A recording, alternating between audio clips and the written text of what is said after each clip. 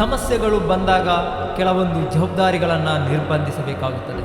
ಸಮಸ್ಯೆಗಳು ಮುಗಿದ ನಂತರ ನನ್ನಂಥವರು ಮತ್ತೆ ನಿರ್ಬಂಧಿಸಿದ ಕಾಯಕವನ್ನು ಆರಂಭಿಸುತ್ತಾರೆ.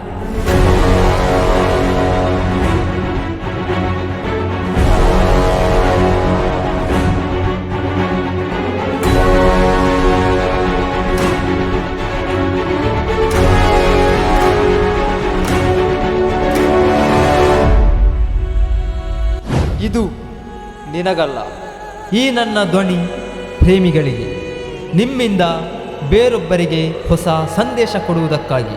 ಗುರಿ ಇಲ್ಲದ ರಸ್ತೆಯಲ್ಲಿ ಸಾಗುತ್ತಿರುವ ನೀವು, ಒಣಗಿದ ಎಲೆ ಥರ ಆಗಿರುವ ನಿಮ್ಮ ಮನಸ್ಸು, ಎಲ್ಲವೂ ಒಟ್ಟು ಸೇರಿ ನೊಂದಿರುವ ನೀವು ಮುಂದೇನಾಗಬೇಕೆಂಬ ಹೊರಗಿನಲ್ಲಿದ್ದೀರಿ.